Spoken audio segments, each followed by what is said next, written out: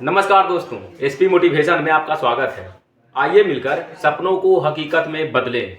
दोस्तों, आज से हम एक नई शुरुआत कर रहे हैं प्राचीन इतिहास को लेकर। इस वीडियो में हम लोग देखेंगे और समझेंगे वैदिक सभ्यता को। इसमें जो है कॉन्सेप्ट से लेकर फैक्ट तक पूरी जानकारी मिलेगा और व्यवस्थित नोट्स के साथ मिलेगा। तो आप लोग कहीं जाइए मत, बने रहिए हमारे साथ वीडियो के अंत तक। और दोस्तों, वीडियो पसंद आए तो वीडियो को लाइक करिएगा और अपने दोस्तों के साथ शेयर करिएगा। तो चलिए आज का ये क्लास शुरू करते हैं। दोस्तों, इस क्लास का जो नाम है वो लेक्चर 1 के रूप में यहाँ पे किया गया है। ये लेक्चर 1 होगा, इसके बाद जो आएगा वो लेक्चर 2 होगा।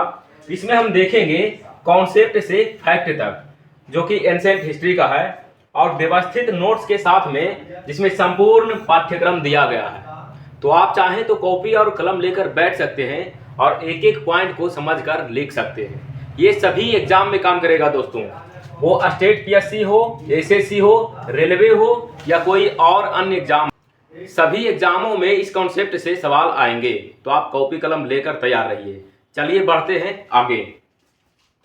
देखिए, यहाँ पे हम लोग देखेंगे वैदिक सभ्यता को, है नहीं, वैदिक काल को या वैदिक पीरियड भी इसे कहा गया है। और ये थ्योरी क्लास 1 होगा दोस्तों, इस बात को आप ध्यान में रखिएगा, ये थ्योरी क्लास 1 है।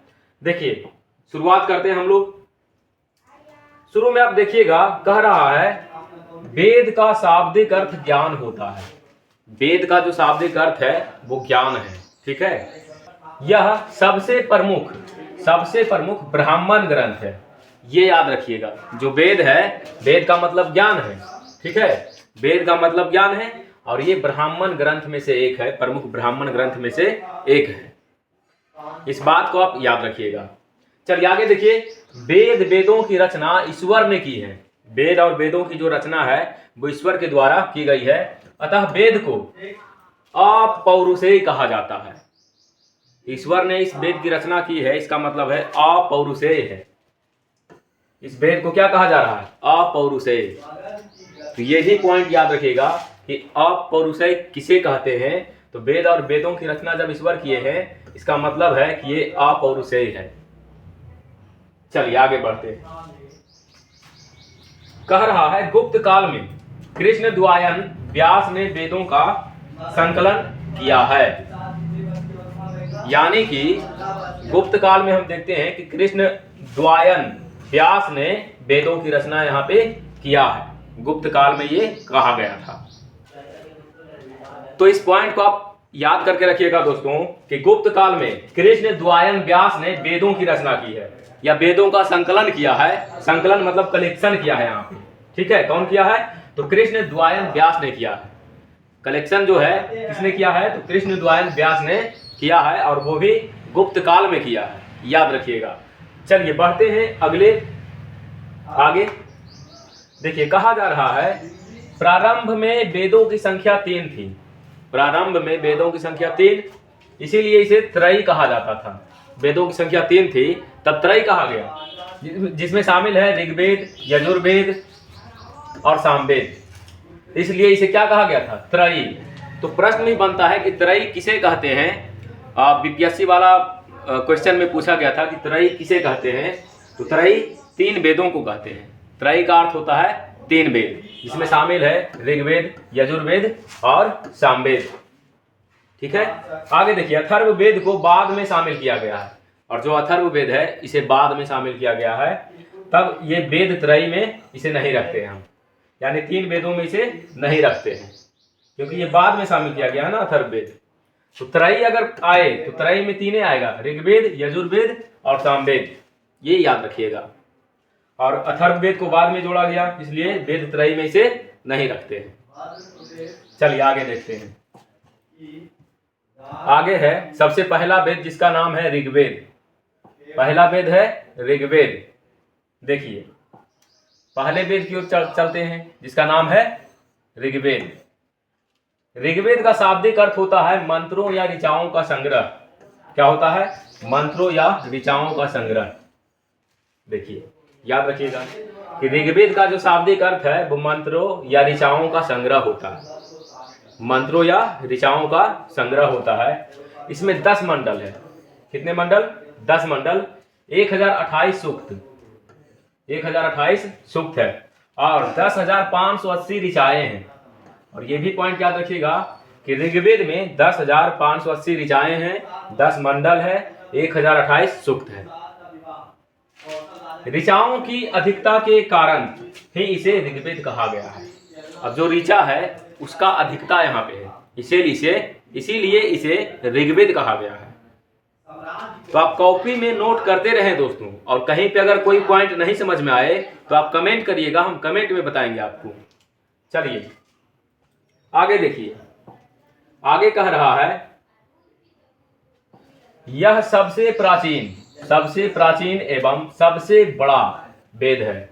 यानी ऋग्वेद जो है सर्व प्राचीन वेद है, सबसे पुराना है नहीं, और सबसे बड़ा भी है, इसीलिए इसे जो है ऋग्वेद कहा गया है। इसमें गायत्री मंत्र का उल्लेख किया गया है जो सूर्य भगवान को समर्पित है। यह भी पॉइंट याद रखने योग्य है कि ऋग्वेद में गायत्री मंत्र का उल्लेख किया गया है, यानी लिखा गया है, और जो गायत्री मंत्र है वो सूर्य देवता को, सविता को समर्पित है। और इसके जो रचयिता है, यानी गायत्री मंत्र के जो रचयिता हैं वो महर्षि विश्वामित्र हैं। ये याद रखिएगा कि गायत्री मंत्र के रचयिता है नहीं, गायत्री मंत्र को जो लिखे हैं, जो रचना किए हैं, उनका नाम है महर्षि विश्वामित्र।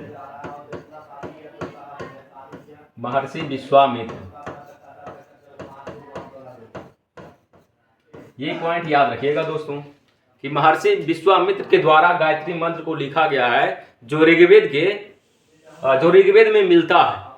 और महर्षि विश्वामित्र के विषय में तो आप जानते ही होंगे, भगवान श्री राम और लक्ष्मण को लेकर जब ताड़कासुर के वध के लिए निकले थे, वही ताड़कासुर जो बक्सर में रहा करती थी उस समय, तो उसका वध करते हैं और वहीं से आगे बढ़ते हुए ये जनकपुर पहुंचते हैं, जहां माता सीता से इनका विवाह होता है। और जो ऋषि ले गए थे वही विश्वामित्र थे, विश्वामित्र ही ले गए थे। और अगर आप देखते होंगे राजा हरिश्चंद्र, तो यही विश्वामित्र हैं जो राजा हरिश्चंद्र की परीक्षा लिए थे। राजा हरिश्चंद्र सपने में अपना नगरी दान दे दिए थे इनको, महर्षि विश्वामित्र को सपने में दान दे दिए, और हकीकत में विश्वामित्र पहुंच गए उनके मतलब उनका ये राजपाट लेने के लिए, और बोले कि आप तो सपने में दान कर दिए थे अपना सारा राजपाट, वो हमें दे दीजिए।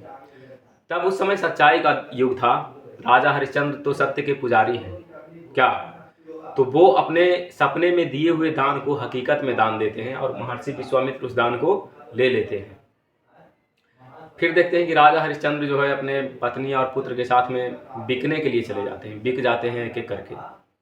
बहुत बड़ी परीक्षा होता है उनका। अंत में राजा हरिश्चंद्र की जीत होती है, और यहाँ पे हम देखते हैं कि फिर से वो पुनः अपने नगरी की ओर लौट आते हैं। तो वही विश्वामित्र है। आगे देखिएगा, पहली बार शूद्र का प्रयोग ऋग्वेद में हुआ, यानी जो शूद्र शब्द है उसका प्रयोग पहली बार ऋग्वेद में किया गया है। आगे है ऋग्वेद का पहला तथा 10वां मंडल, पहला और 10वां मंडल बाद में लिखा गया है, जबकि सबसे पहले 7वां मंडल लिखा गया है। ये भी पॉइंट याद रखिएगा कि पहला और 10वां मंडल बाद में लिखा गया और सबसे पहले 7वां मंडल लिखा गया है। इस पॉइंट को भी आप याद रखिएगा। चलिए आगे बढ़ते हैं।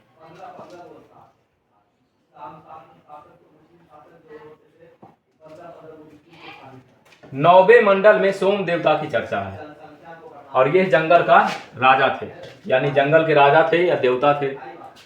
नौवें मंडल में सोम देवता की चर्चा की गई है, जो कि जंगलों के राजा थे, अधिपति थे या जंगल के देवता थे। इस पॉइंट को भी आप याद रखिएगा। चलिए आगे बढ़ते हैं और देखते हैं। कहा जा रहा है कि ऋग्वेद के जो ज्ञानी होते हैं उसे होत्री कहा जाता है। जो ऋग्वेद के ज्ञानी होंगे उसे होत्री कहते हैं। ऋग्वेद के ज्ञानी को होत्री कहते हैं। एग्जाम वगैरह में भी पूछ लेता है। इस पॉइंट को भी आप नोट करके रखिए और याद कर लीजिएगा। आगे देखिए, ऋग्वेद का जो उपवेद है वो आयुर्वेद है। ऋग्वेद का एक उपवेद भी है, क्या उसे हम आयुर्वेद कहते हैं, जिसमें चिकित्सा की चर्चा की गई है। इसके ज्ञानी को प्रजापति कहते हैं। ये भी पॉइंट याद रखिएगा। ऋग्वेद के ज्ञानी को होत्री कहा जा रहा है, और जो आयुर्वेद के ज्ञानी है उसे प्रजापति कहा जा रहा है। और जो आयुर्वेद है वो इसका उपवेद है, किसका? ऋग्वेद का। तो ऋग्वेद का उपवेद आयुर्वेद, और आयुर्वेद के ज्ञानी को प्रजापति कहा जा रहा है, और ऋग्वेद के ज्ञानी को होत्री कहा जा रहा है, और आयुर्वेद में चिकित्सा की चर्चा की गई है। ये भी पॉइंट याद रखिएगा।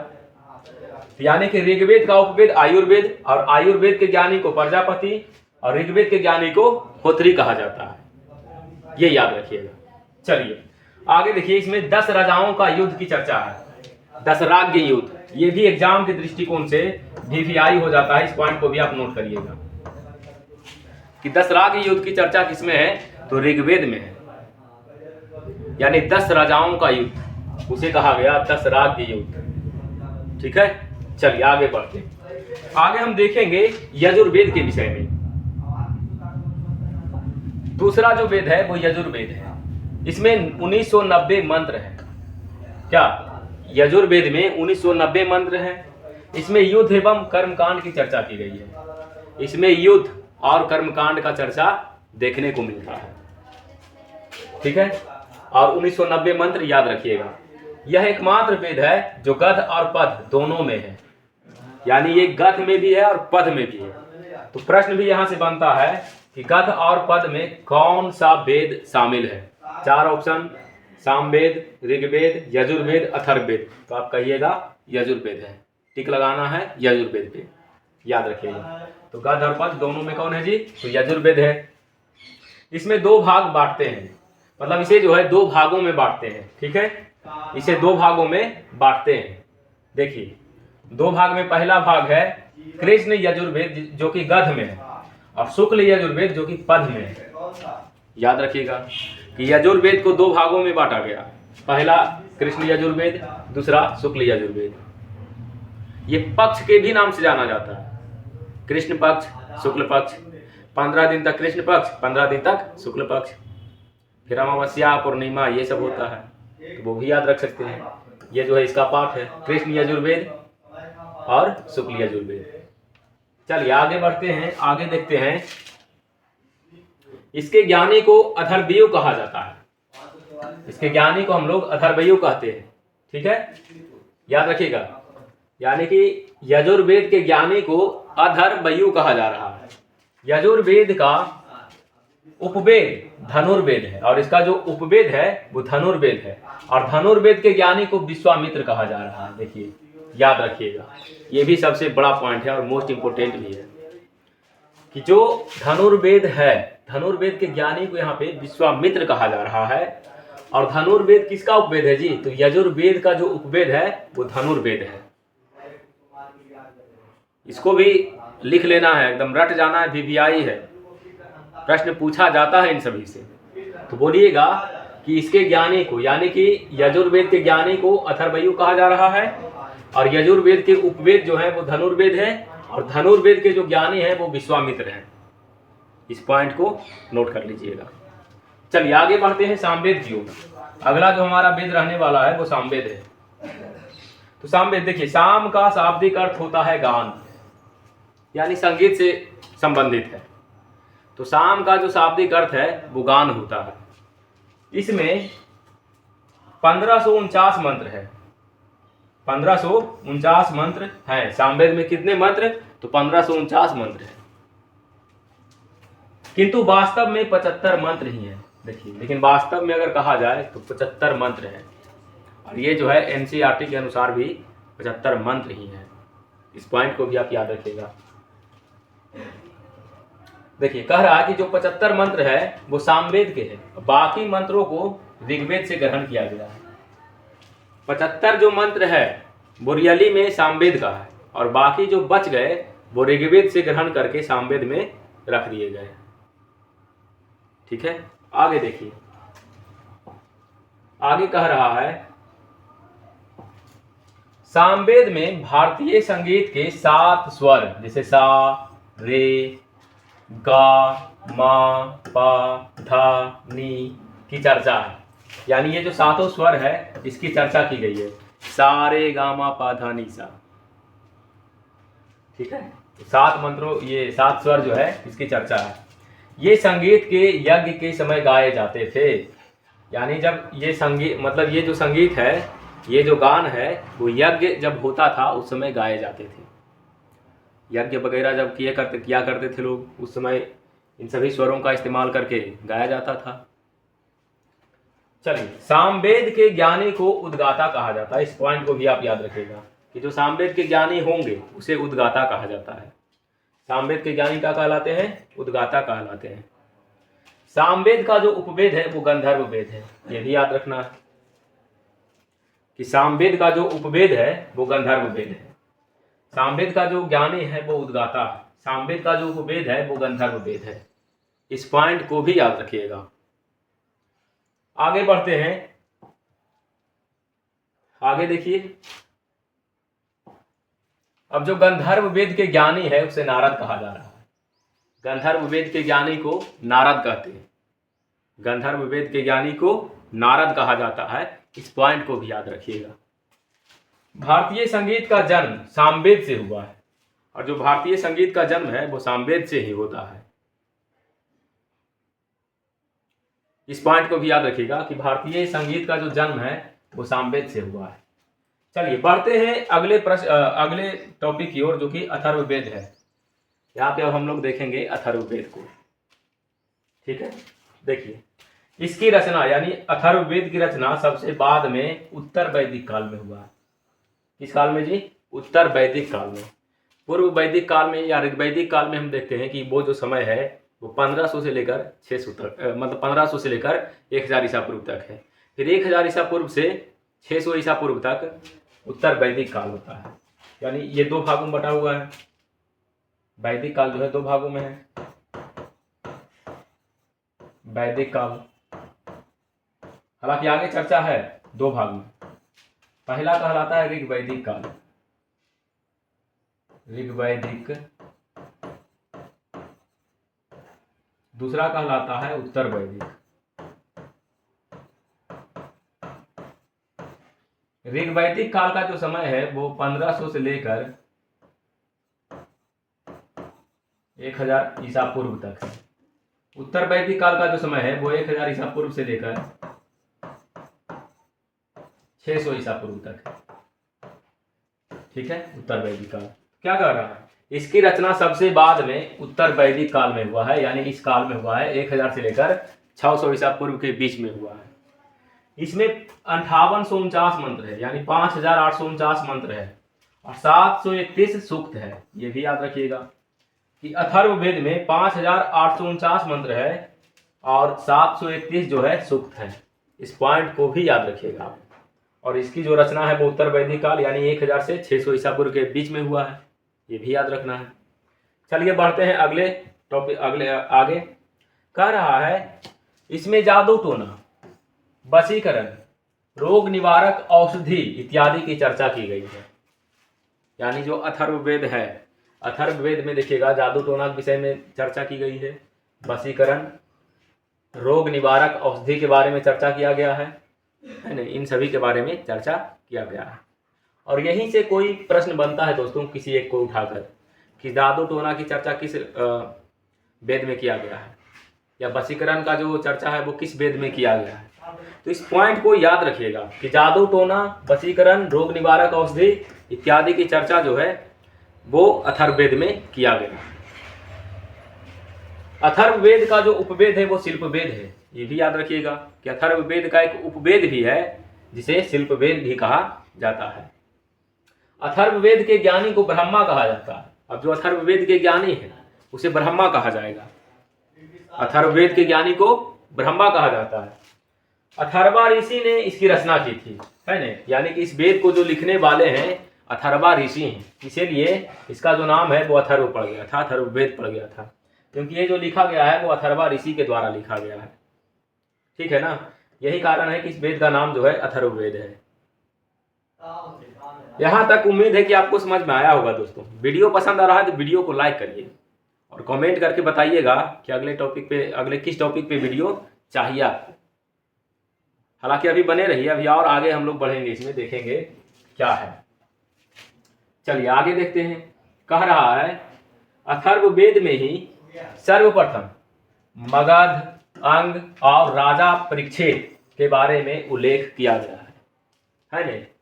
मगध, अंग और राजा परीक्षित के बारे में उल्लेख जो है अथर्ववेद में किया गया है, इस पॉइंट को भी याद रखिएगा। मगध साम्राज्य तो आप जान ही रहे हैं, अंग तो जान ही रहे हैं, अंग प्रदेश। महाभारत में अंग जो है दुर्योधन ने अंग का राजा बनाया था कर्ण को, महाभारत काल में वही अंग है, मुंगेर वाला क्षेत्र, मुंगेर और भागलपुर के बीच में। तो ये जो अंग प्रदेश आप देख रहे हैं, अंग प्रदेश मुंगेर और भागलपुर के क्षेत्रों में था, जहाँ राजा बना था महाभारत काल में दुर्योधन का जो मित्र था कर्ण। मगध तो आप जान ही रहे हैं, पटना से गया तक के क्षेत्रों को मगध कहा जाता था, है ना।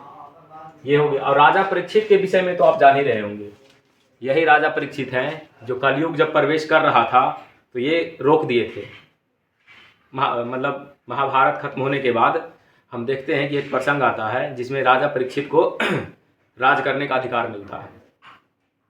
अब राजा परीक्षित जिस समय राज कर रहे थे उसी समय कलयुग जो है प्रवेश करना शुरू करता है। तो राजा परीक्षित अपने राज्यों में यानी भारत में प्रवेश करने के लिए नहीं देते हैं। फिर कहते हैं कि ठीक है, अगर ऐसी बात है तो आप जो है 4 जगह पे वास कर सकते हैं। सोना, मतलब सोना जो गोल्ड होता है, गोल्ड वाला सोना, जहाँ पे जुआ, ताश, शराब ये लोग होता है, पीता है लोग, है ना, वहाँ पे तुम प्रवेश कर सकते हो। तो राजा जब अनुमति दे देता है कि सोना में तुम प्रवेश कर सकते हो, गोल्ड में प्रवेश कर सकते हो, तो कलयुग पहले गोल्ड में प्रवेश कर गया। और राजा जो मुकुट पहने हुए थे वो गोल्ड का था। अब वहाँ से माइंड इनका खराब करना शुरू कर दिया, तो कलयुग यहाँ पे प्रवेश कर गया था। आगे देखिए, हम देखते हैं अब उपवेद। ठीक है, देखिए उपवेद क्या है ये आप समझिए। किसी भी वेद को पढ़ने के लिए, वो चाहे ऋग्वेद हो, चाहे सामवेद हो, चाहे अथर्ववेद हो, चाहे यजुर्वेद हो, उन सभी को पढ़ने के लिए सबसे पहले उनका उपवेद पढ़ना होता है। अगर आप उपवेद पढ़ लिए हैं तब आप कोई भी वेद को आराम से पढ़ सकते हैं और समझ सकते हैं। तो सबसे पहले उपवेद पढ़िए, उसके बाद वेद पढ़िए, तब ज़्यादा समझ में आएगा। तो अब यहाँ पे हम लोग देखेंगे उपवेद। वेदों को अच्छी तरह से समझने के लिए उपवेद की रचना किया गया है। सभी वेद के अपने अपने उपवेद हैं, जैसा कि आप पीछे देख चुके हैं। हर एक वेदों का अपना एक खुद का उपवेद है, ताकि आप उस वेद को पढ़ें तो अच्छी तरह से समझ सकें। यानी पहले आपको उपवेद पढ़ना चाहिए, उसके बाद वेद पढ़ना चाहिए। इस पॉइंट को भी याद रखिएगा। आगे चलते हैं। आगे है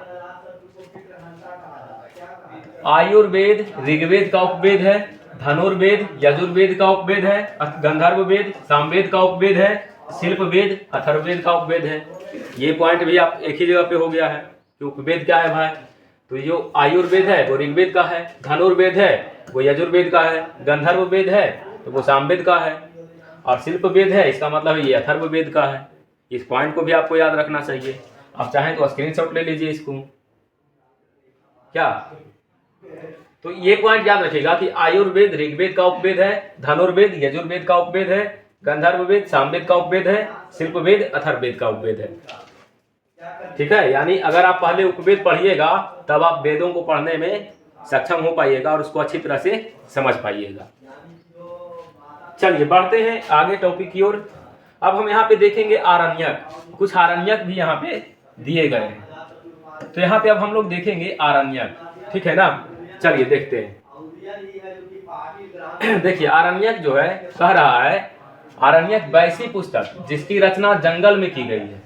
आरण्यक वैसी पुस्तक है जिसका रचना जंगल में किया गया है, जंगलों में किया गया है, वो आरण्यक कहलाता है। और इसकी जो संख्या है वो 7 है। मैंने वैसी पुस्तक जिसका रचना जंगल में हुआ है वो आरण्यक कहलाता है, और इसकी जो संख्या है वो 7 है। कितने हैं जी? 7। आगे देखिए, अथर्ववेद को छोड़कर सभी पुस्तक आरण्यक है। ये लीजिए, ये भी पॉइंट वाली बात है कि केवल अथर्ववेद को यहाँ छोड़ दीजिए, बाकी जितने भी पुस्तक हैं वो सभी क्या हैं? आरण्यक है। अथर्ववेद को छोड़कर बाकी वेद क्या है? आरण्यक है। या बाकी उपवेद क्या है? आरण्यक है। वेद और उपवेद दोनों क्या है? आरण्यक। केवल अथर्ववेद नहीं है। ठीक है, चलिए आगे देखते हैं। अब हम लोग देखेंगे वेदांग को। वेद हो गया, उपवेद हो गया, आरण्यक हो गया। अब वेदांग देखेंगे। वेदांग क्या है? देखिए, वेदांग के विषय में कहा जा रहा है कि वेदों को भली भांति समझने के लिए वेदांग की रचना की गई है। वेदों को अगर आप समझना चाहते हैं तो सबसे पहले वेदांग पढ़ना होगा, है नहीं। वेदांग की संख्या जो है 6 है। कितने हैं जी? 6। वेदों को भली भांति समझने के लिए क्या है, वेदांग की रचना की गई है और जिसकी संख्या 6 है। सबसे पहले व्याकरण। व्याकरण कह रहा है जो वेदों का मुख है, वेद का क्या है? मुख। व्याकरण के विषय में कहा जा रहा है कि ये वेद का मुख है। फिर ज्योतिष है। ज्योतिष यानी खगोल विज्ञान कहलाता है और इसे वेद की आंखें कहा गया है। ये जो ज्योतिष है वो वेद की आंखें है ना। व्याकरण जो है वेद के मुख है, व्याकरण वेद के मुख। ज्योतिष जो खगोल विज्ञान है, एस्ट्रोलॉजी है, वो वेद की आंखें है। चलिए आगे देखते हैं। निरुक्त। निरुक्त को कहा जा रहा है निरुक्त शास्त्र और ये जो है वेदों का कान है। वेदों का क्या है? कान है। सोचिए आगे देखिए। आगे है शिक्षा। शिक्षा को कहा जा रहा है शिक्षा शास्त्र और ये जो है वेद का मस्तिष्क है। शिक्षा जो है वेद का मस्तिष्क है, ये वेदांग है। ये सभी क्या है? वेदांग है। शिक्षा के बाद देखिए कल्प। कल्प शास्त्र इसे बोला जाता है। ये कर्मकांड का प्रतिपादन किया है या यज्ञ किया है ना। कल्प जो है कर्मकांड से रिलेटेड है या यज्ञ से संबंधित है। इस पॉइंट को याद रखिएगा। अब एक है लास्ट छंद। इसे छंद शास्त्र भी कहते हैं और ये जो है वेद मंत्र है। छंद क्या है? वेद मंत्र। इस पॉइंट को भी याद रखिएगा। वीडियो पसंद आ रहा है दोस्तों तो लाइक करिए, चैनल को सब्सक्राइब करिए और अपने दोस्तों के साथ शेयर करिए। चलिए आगे बढ़ते हैं। आगे देखिए, कह रहा है व्याकरण की पहली पुस्तक। व्याकरण की पहली पुस्तक पाणिनि की अष्टाध्यायी है, यानी पाणिनि द्वारा रचित जो अष्टाध्यायी है वो व्याकरण का पहला पुस्तक है। पाणिनि के द्वारा अष्टाध्यायी जो लिखा गया है वो व्याकरण का क्या है जी? पहली पुस्तक है। ज्योतिष की सबसे बड़ी पुस्तक महाभाष्य है। देखिए अब जो ज्योतिष है, एस्ट्रोलॉजी जो है, उसका सबसे बड़ा पुस्तक जो है वो क्या है? महाभाष्य है। इस पॉइंट को भी याद रखिएगा। पाणिनि की अष्टाध्यायी सबसे पहली पुस्तक है व्याकरण का और सबसे बड़ी पुस्तक महाभाष्य है। किसका? ज्योतिष का। आगे है कि निरुक्त की रचना यास्क महोदय ने किया। अब जो निरुक्त है उसकी जो रचना है वो यास्क महोदय के द्वारा किया गया है। इस पॉइंट को भी याद रखिएगा। जिसका अर्थ होता है निर्वचन। जिसका अर्थ क्या होता है? निर्वचन। देखिएगा, अर्थात वैदिक शब्दों का अर्थ व्यवस्थित रूप से समझना ही निरुक्त का प्रयोजन है। कहने का मतलब ये है कि निरुक्त की रचना जो है यास्क महोदय ने किया, जिसका अर्थ निर्वचन होता है, अर्थात वैदिक शब्दों का अर्थ व्यवस्थित रूप से समझना ही निरुक्त का प्रयोजन है।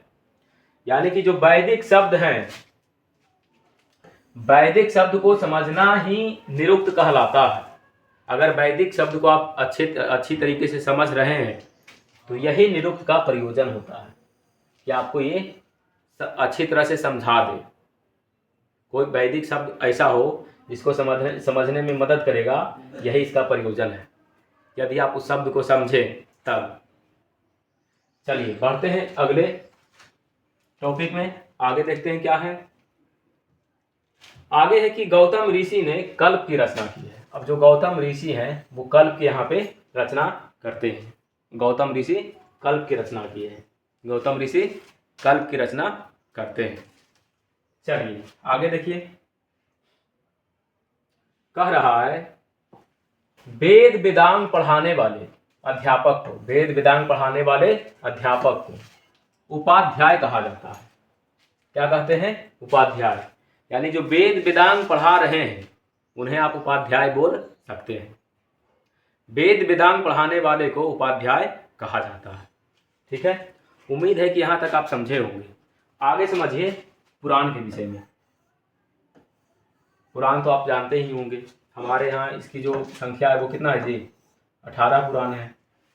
जैसे कि देखिए शिव पुराण, महापुराण, विष्णु पुराण, गरुड़ पुराण, मत्स्य पुराण। इस तरह से हम देखते हैं कि टोटल 18 पुराण है। जो पुराणों की संख्या है वो 18 है। चलिए देखिए इसकी रचना, यानी पुराण की जो रचना है, महर्षि लोमहर्ष लोमहर्ष और इनके जो पुत्र उग्रशर्वा है, दोनों मिलकर किए, और इसकी जो संख्या है वो कितना है, 18 है। यानी पुराण की जो रचना है वो लोमहर्ष ऋषि यानी महर्षि लोमहर्ष और इसके पुत्र उग्रशर्वा के द्वारा किया गया है। इस पॉइंट को भी याद रखिएगा कि पुराण की रचना किसने किया, तो महर्षि लोमहर्ष और इनके पुत्र उग्रशर्वा ने किया। आगे देखिए, इसे पांचवा वेद कहा जाता है। देखिए जो पुराण है इसको आप पांचवा वेद भी कह सकते हैं या वेदों का वेद कह सकते हैं। ये पुराण जो है वेदों का वेद है या पांचवा वेद है। 4 वेद तो आप जानते ही होंगे ना, जान ही रहे हैं, देखबे किए, ऋग्वेद, यजुर्वेद, सामवेद, अथर्ववेद, 4 वेद। और जो पुराण 18 है इसको पांचवा वेद कह सकते हैं या वेदों का वेद कह सकते हैं पुराण को। और इसकी जो रचना है ऋषि लोमहर्ष और उनके पुत्र उग्रशर्वा के द्वारा किया गया है। आगे चलिए, आगे देखिए, इससे प्राचीन यानी कि पुराण से प्राचीन राजवंशों की जानकारी मिलती है। ये जो 18 पुराण है इससे हमें प्राचीन समय में जो राजा थे उसके विषय में हमें जानकारी मिलता है ना। स्त्री और शूद्र, याद रखिएगा, स्त्री और शूद्र को इसे पढ़ने की अनुमति नहीं थी, वे केवल सुन सकते थे। यानी पुराण को स्त्री और शूद्र नहीं पढ़ सकता था, केवल उसे सुन सकता था। इस पॉइंट को भी याद रखिएगा कि पुराण को स्त्री और शूद्र नहीं पढ़ सकते थे, केवल सुन सकते थे। जैसे देखिए विष्णु पुराण है ना, विष्णु पुराण, इसमें मौर्य वंश की जानकारी मिलती है। किस वंश की जी? मौर्य वंश। मौर्य वंश के जो संस्थापक है चंद्रगुप्त मौर्य, यानी पूरे मौर्य वंश के इसमें जानकारी मिलती है। वो कौन सा है? विष्णु पुराण है। विष्णु पुराण में मौर्य वंश की जानकारी मिलती है। आगे देखिए,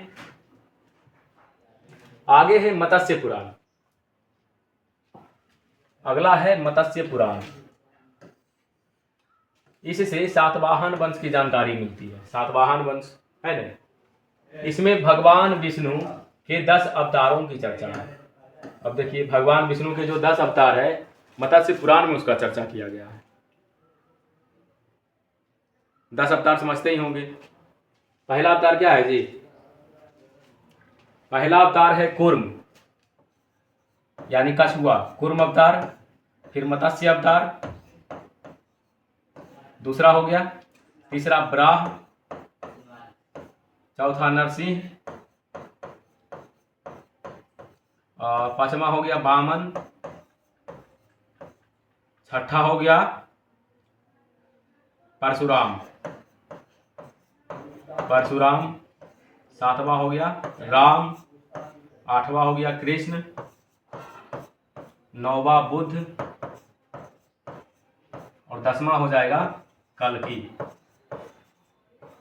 यानी कल्कि अवतार होना तय है।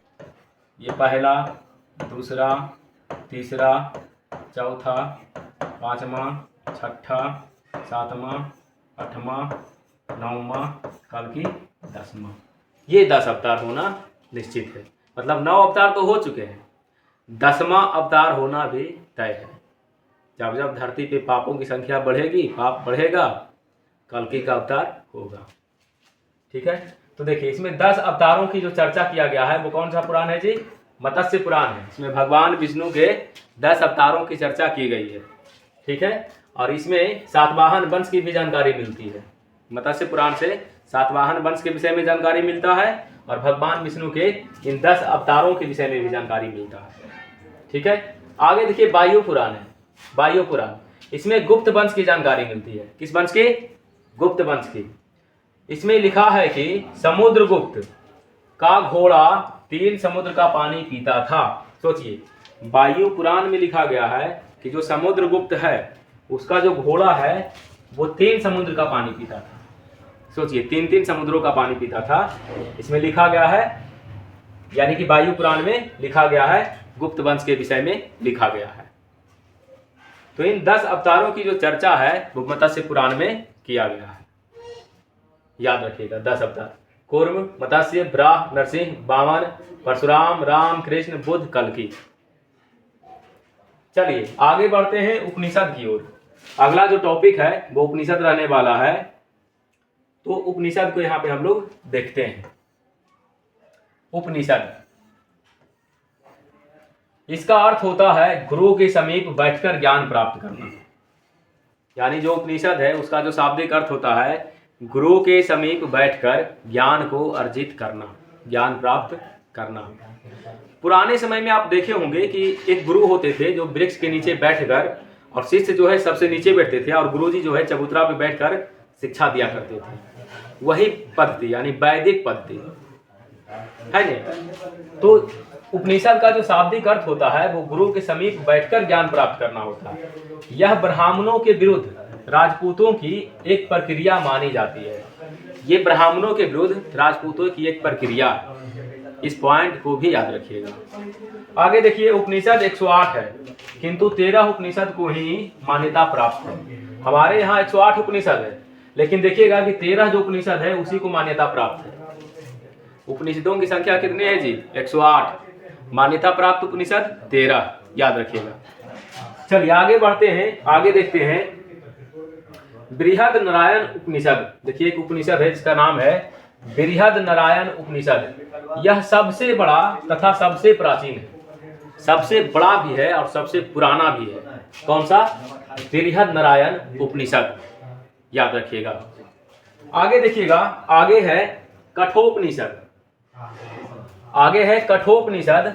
कठोपनिषद में यम और नचिकेता का चर्चा है और इसी में ओम शब्द के महत्व को दर्शाया गया है। यानी हिंदुत्व को दर्शाया गया है, हिंदुइज्म को दर्शाया गया है, ओम शब्द को दर्शाया गया है नहीं। और यम नचिकेता का जो संवाद है वो कठोपनिषद में है। इस पॉइंट को भी याद रखिएगा। परीक्षा में बार बार पूछ ही लेता है, हर एक बार पूछ लेता है कि यम और नचिकेता का जो संबंध है वो किस वेद से है। तो यम और नचिकेता का जो संबंध है वो कठोपनिषद से है, याद रखिएगा।